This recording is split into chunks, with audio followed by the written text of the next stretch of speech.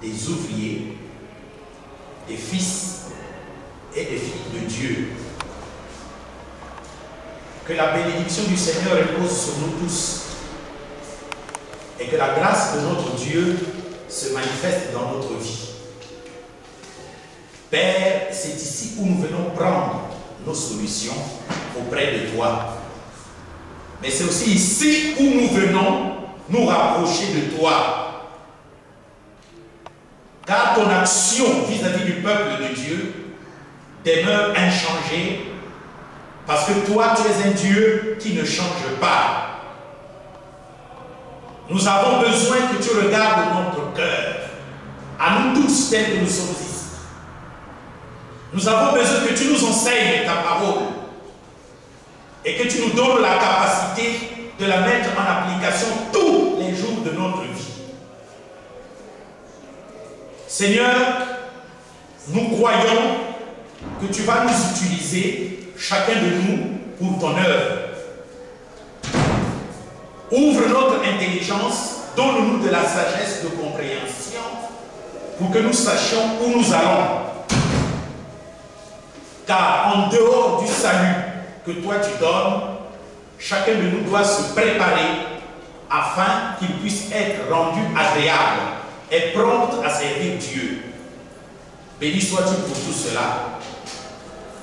Fais de telle sorte que dans la vie de ma soeur et de mon frère, que Satan, les esprits malins et les hommes impies n'aient pas d'autorité contre eux, mais bien au contraire, que chacun de nous soit plus fort, que chacun de nous puisse vaincre le diable, que chacun de nous puisse vaincre les esprits malins et que nous puissions obtenir la grâce d'être guéris au nom de Jésus, que Dieu opère des miracles dans nos vies, que nous puissions voir des signes et des prodiges et que la vie de tout un chacun de nous puisse grandir. Nous voudrons que tu puisses nous consacrer à ton œuvre. Comme Seigneur, tu nous l'as ordonné depuis hier, une journée de consécration, c'est cela que nous sommes en train de faire. Nous avons dit, Seigneur, que nous voulons nous consacrer à toi, pour voir tout ce que toi tu peux faire dans la vie de chacun de nous. Et alors ce matin, nous nous réunissons autour de ta parole, pour que tu puisses la vivifier dans nos cœurs. Qu'il en soit ainsi, au nom du Seigneur Jésus-Christ de Nazareth. Amen. Amen. Vous vous asseoir, frères et sœurs.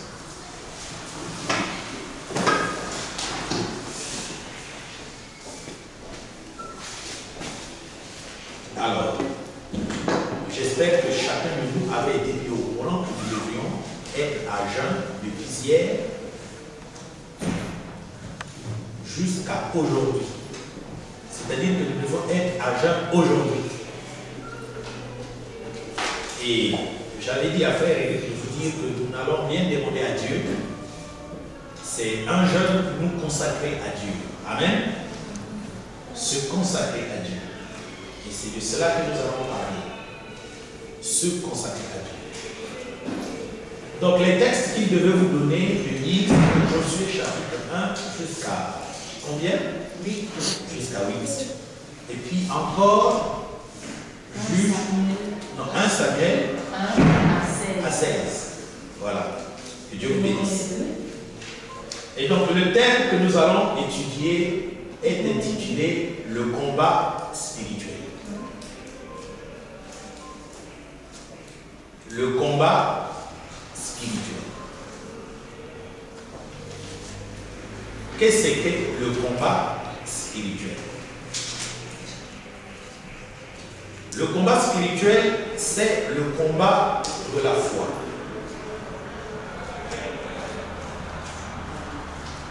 Amen. Amen.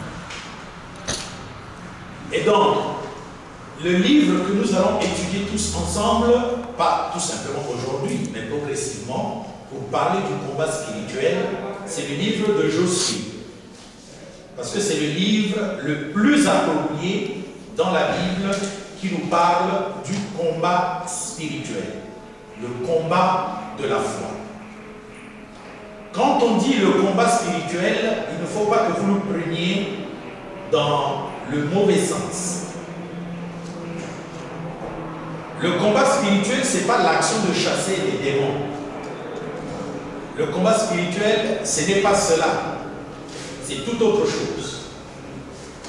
Le combat spirituel, c'est le combat par lequel on s'approprie l'accomplissement des promesses de Dieu dans notre vie. Le combat spirituel, c'est l'attitude, la marche,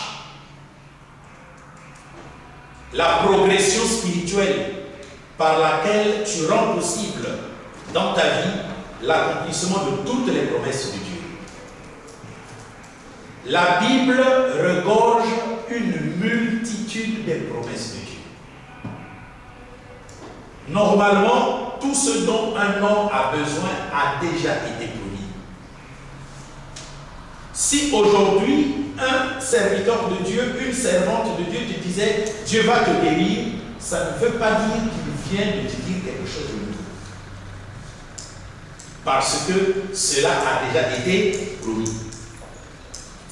Si je peux te dire, écoute, le Seigneur m'a dit qu'il va te bénir financièrement, ça ne veut pas dire que c'est quelque chose de nouveau. Tout a d'avance été promis. Et c'est ça que je vais vous faire comprendre au travers de cet enseignement sur le combat spirituel. Pour donner un exemple, chasser un démon qui opprime ou qui oppresse quelqu'un, ce n'est pas quelque chose de nouveau. Car en réalité, chasser un démon, cela a déjà été fait à la croix de Golgotha. Christ a vaincu Satan, Christ a vaincu les démons, Christ a chassé les mauvais esprits une fois pour toutes pour toi et moi. C'est une question de s'approprier tout simplement ce qu'il a fait. Il a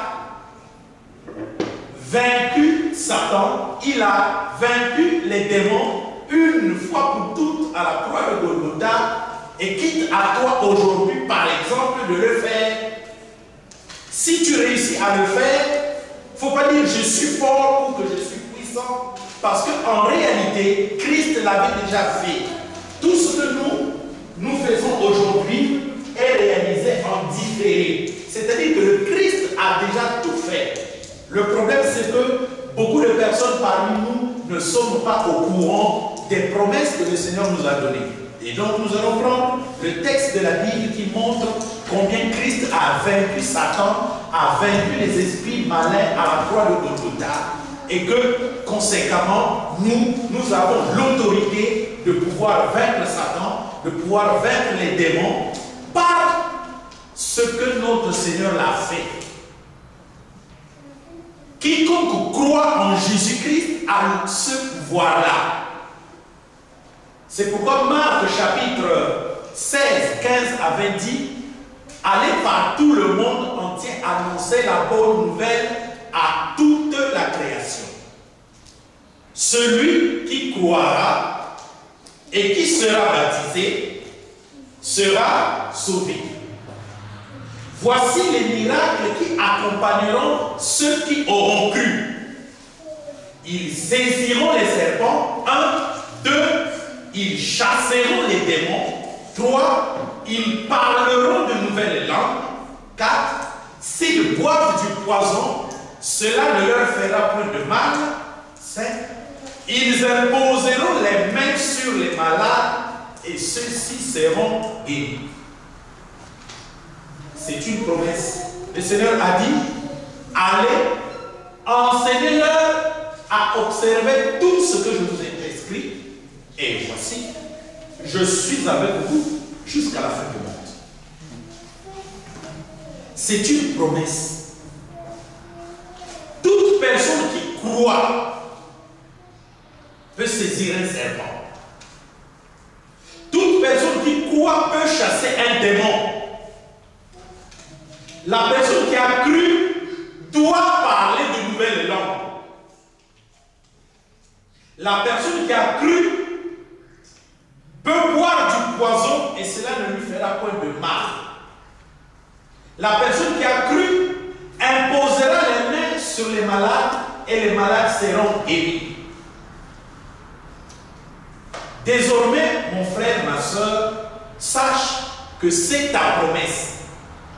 J'ai toujours dit, ce n'est pas une promesse faite uniquement aux serviteurs de Dieu, c'est-à-dire les ministres, que ce soit l'apôtre, le prophète, l'évangéliste, le pasteur et le docteur.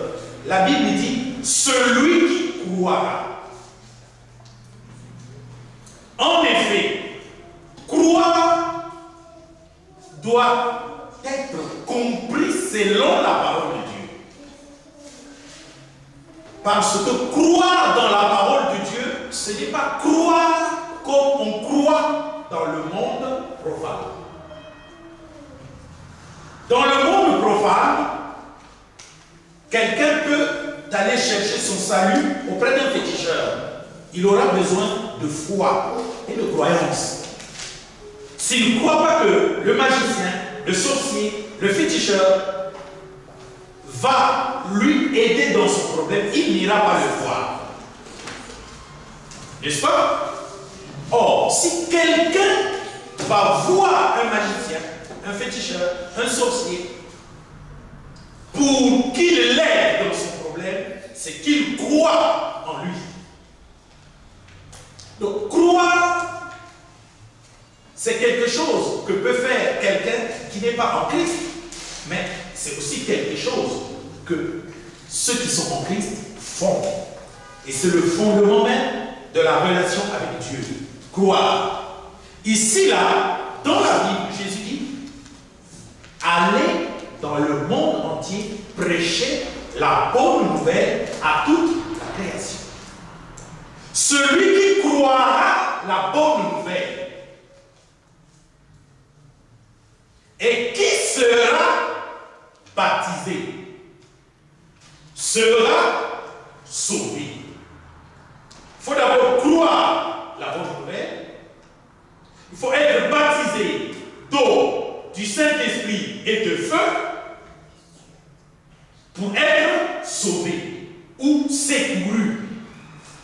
Le mot salut signifie être secouru en toutes choses. Le mot salut signifie avoir de l'aide de Dieu en toutes choses. Dieu nous sauve en toutes choses. Le salut, c'est Dieu qui agit spécialement dans ta vie pour te secourir. Il y a le secours pour le corps, il y a le secours pour l'âme, il y a le secours pour l'esprit. Le secours pour le corps, c'est un secours, par exemple, pour ta guérison physique. Une protection. Même lorsque tu es combattu par des hommes qui sont armés, tu peux avoir besoin de la protection de Dieu. Même là où on demande que tu te protèges avec tes poings ou avec tes pieds, tu peux aussi être secouru par Dieu. Et Dieu va manifester en toi la puissance du Saint-Esprit, à tel point que s'il faudrait que tu boxes ton ennemi, eh bien tu vas le boxer par la puissance du Saint-Esprit. Même au cas où tu dois porter un fardeau qui fait peut-être 50 kilos, ce qui est difficile pour quelqu'un, par exemple, de ton poids, mais tu peux demander le secours de Dieu. Dieu va te remplir du Saint-Esprit et tu vas porter ce fardeau-là. Ça, on appelle ça le salut dans le corps. Le secours de Dieu. Dieu peut te donner des capacités surnaturelles sur ce corps-là. Par exemple, Dieu a donné des capacités surnaturelles au prophète Élie, à telle enseigne qu'il a couru plus qu'un cheval. Il a dit au roi Akab, la pluie arrive. Prépare ta charrette et tes chevaux, parce qu'il faut vite rentrer à la maison. Et Élie s'est mis à courir plus que les chevaux. Donc Dieu lui a donné des capacités dans ce corps-là pour courir plus. c'est quoi le salut? Parce que dans la parole de Dieu, tout est fonction de compréhension.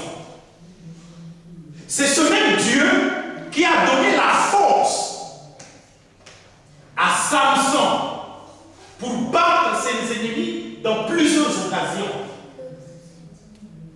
C'est la puissance du Saint-Esprit qui saisissait Samson à tel enseigne qu'avec une mâchoire d'âne, et c'est une mâchoire qui est presque comme cette Bible, il a pu vaincre 1000 personnes qui étaient armées d'épées et de javelots. Donc, quand l'Esprit Saint venait, quand l'Esprit Saint vient, quand l'Esprit Saint viendra sur toi, tu peux faire des grandes réalisations avec ce corps. C'est ça qu'on appelle le salut du corps. Même le domaine de la guérison, si vous comprenez que Dieu peut manifester la puissance spirituelle dans le corps, c'est alors que vous comprendrez comment est-ce que nous parvenons à être guéris par Dieu. Dorcas a été guérie de la mort corporelle. Elle faisait du bien à l'église. Elle était morte. Et les gens de l'église de Joppé ont demandé, ont appelé avec insistance Pierre pour que Pierre arrive auprès d'eux. Quand Pierre est arrivé, les gens de l'église lui ont dit, tous ces jeunes gens, tous ces vieux portent des manteaux, et puis il y a une femme qui cousait ses manteaux avec son propre argent, avec son temps, avec sa force, mais elle est morte. La Bible nous dit que Pierre pria pour la morte et la morte fut ressuscitée.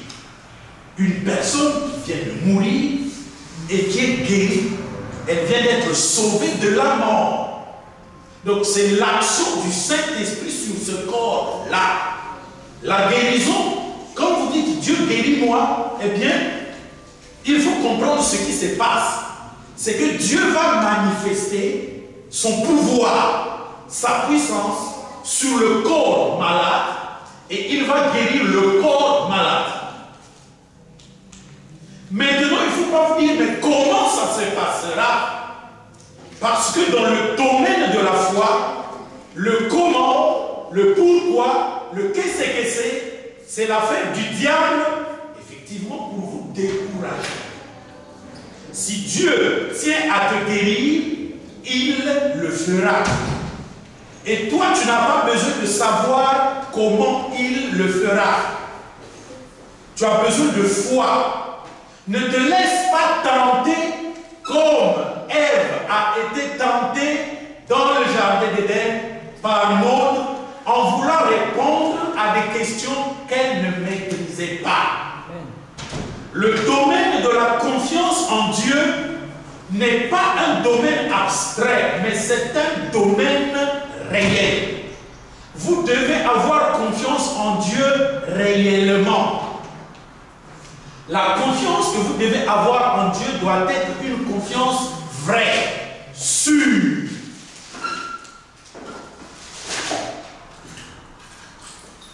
Amen. Et donc, quand on dit le salut, c'est l'action, c'est Dieu qui agit, soit dans ton corps, soit dans ton âme, soit dans ton esprit. Le salut de l'âme, l'âme peut être sauvée et il n'y a qu'une seule chose qui sauve au travers du salut que Dieu donne pour l'âme, c'est la purification des péchés et le pardon des péchés.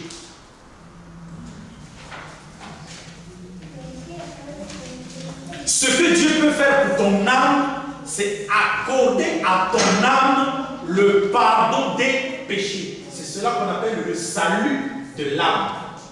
Quand Dieu a accordé à ton âme le salut, ton âme vivra.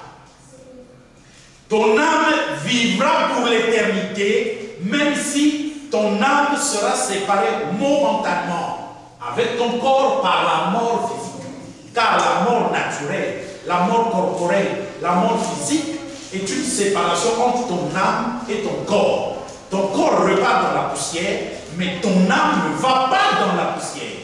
Ton âme, si elle est sauvée, eh bien, elle va être introduite dans le corps spirituel. C'est comme ça que Dieu a prévu les choses. Donc, la relation entre Dieu et toi pour ton salut de l'âme, c'est justement que Dieu t'apporte le pardon des péchés. La Bible dit, l'âme qui pêche, c'est celle-là qui mourra. Donc, ce que Dieu peut faire pour ton âme, c'est tout simplement d'accorder le pardon des péchés. Le pardon des péchés, bien-aimés, c'est le centre même du salut. Pour que toi et moi nous soyons sauvés, il fallait que Dieu puisse régler le problème de nos péchés. Et nos péchés peuvent être pardonnés si nous croyons aux remèdes, aux médicaments spirituels que Dieu a élaborés à propos. Ce médicament, c'est la crucifixion de Jésus-Christ à la croix de Golgotha. Parce que dans tout l'Ancien Testament, il est écrit que sans effusion de sang, il n'y a pas de pardon pour le péché. C'est pourquoi vous devez le savoir que depuis le jardin d'Éden, entre Abel et Caïn, il y avait un problème de régler la relation entre Abel d'une part, Caïn de l'autre et Dieu. Caïn n'a pas pu régler sa relation avec Dieu. Abel a pu régler sa relation avec Dieu. Abel a réussi de régler sa relation avec Dieu en faisant quoi? En offrant les premiers-nés de son troupeau. C'est ce que devait faire Caïn. Caïn n'a pas pu le faire. Voilà pourquoi Hébreux 11 dit que c'est par révélation qu'Abel fit un sacrifice agréable à Dieu. Si Abel a fait un sacrifice agréable à Dieu par révélation, ça veut dire que Abel a été enseigné. Il a compris l'enseignement et il a obéi à l'enseignement. Et cela a rendu son sacrifice parfait devant Dieu. Abel a présenté des holocaustes, des animaux qu'on brûle totalement. Car le sacrifice pour le pardon du péché dans l'Ancien Testament doit être un holocauste. Et il est évident que Abel avait reçu cet enseignement du prophète Adam, mais c'est qu'il y avait un problème. Caïn, orgueilleux, Caïn ne voulant pas prêter des animaux ou troquer ses aliments avec les animaux de son jumeau cadet, n'a pas pu donner le sacrifice comme l'a fait l'autre. Et donc, le sacrifice à partir de ce jour-là s'est répercuté jusqu'à ce que Dieu décide qu'il y ait un sacrifice plus valeureux que les sacrifices de boucs, des taureaux, des agneaux. Et le sacrifice plus valeureux, c'est Jésus-Christ, homme, qui s'est livré pour nous. Par la mort, il a vaincu. Et la mort de notre corps est la mort spirituelle. C'est pourquoi, après Jésus-Christ, après sa résurrection, quiconque croit en Jésus doit commencer par croire que Jésus est l'agneau de Dieu qui ôte les péchés du monde. Par conséquent, un homme qui croit, c'est un homme qui croit que Jésus-Christ est l'agneau de Dieu qui ôte ses propres péchés à lui. Un homme ne peut pas se rendre meilleur par rapport à ce qu'il fait devant Dieu. L'homme ne peut se rendre meilleur devant Dieu qu'au travers du sacrifice de Jésus-Christ. Ce que toi tu n'as pas subi, ce que toi tu n'as pas souffert, Tu n'es pas mort et revenu à la mort pour devenir meilleur. Mais il y a un homme qui est mort pour toi. Cet homme-là, c'est Jésus-Christ. C'est pourquoi, pour bien croire en Jésus-Christ, il faut d'abord bien croire à la doctrine sacrificielle de l'Ancien Testament. Dans Lévitique chapitre 16, on nous dit, voici comment le pardon des péchés arrivait. C'est que une fois par an, chaque adorateur, un adorateur est une personne qui veut se rapprocher de Dieu. Un adorateur est une personne qui veut servir Dieu. Chaque an, l'adorateur juif ou hébreu ou israélite devait amener auprès d'un sacrificateur un bouc. Le bouc, c'est un animal qui pue. C'est comme ça qu'il est de naissance. Que ce soit un bouc ici en Europe, en Afrique, en Amérique, en Asie, il pue toujours. C'est comme ça que Dieu l'a fait. Et donc, le bouc est le symbole, l'image, la représentation d'un homme pécheur. Nous, les hommes, nous sommes des boucs. Ce n'est pas parce que nous mettons des parfums extraordinaires, nous puons devant Dieu. Nous puons le péché. Parce que notre chair est le centre du péché. Amen. Et donc, dans l'Ancien Testament, je devais prendre mon bouc, l'amener auprès du sacrificateur. Je devais poser ma main droite dessus la tête du bouc et réciter mes péchés. Les dire par mes lèvres. J'ai fait ceci, j'ai fait cela, je dis, j'ai dit. Alors la doctrine déclare qu'il y a transfert de mes péchés sur l'animal.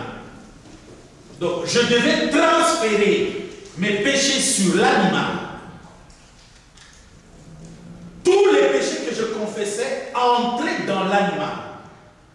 Et le sacrificateur coupait la tête de l'animal, fendait le ventre de l'animal, enlevait tout ce qu'il y a dans le ventre, car ce n'est pas bon de le mettre sur l'autel de Dieu. On brûlait cet animal totalement, de telle sorte qu'il ne reste plus rien. Et la cendre qui restait, on va prendre un peu de ces cendres-là, on va marquer sur ma tête.